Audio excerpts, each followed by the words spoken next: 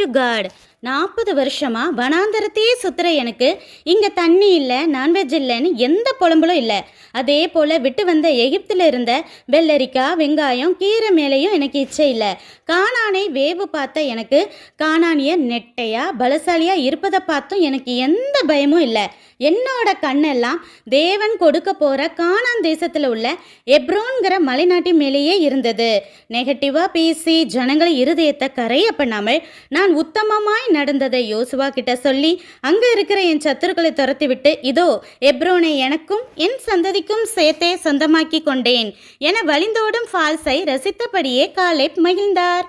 முக்கியமான எக்ஸாம் எழுத போகிற மாணவ செல்வங்களா, நீங்களும் இந்த காலேப்பு போல் உங்கள் பார்வையை வேற எது மேலும் வைக்காம தேவ சித்தமான உங்கள் கோல் மேலே மட்டுமே வச்சு நல்ல முயற்சி செய்து படிங்க. காலேப்பு போல் உத்தம இருதயம் இருந்தால் நிச்சயம் தேவன் கானானுக்குள்ள நுழைய செய்து மலைநாட்டை போல உயரமான பிளேஸில் உங்களையும் உயர்த்தி வைப்பாராக. கான்ஃபிடென்ட்டாக எக்ஸாம் எழுத போங்க பிள்ளைங்களா.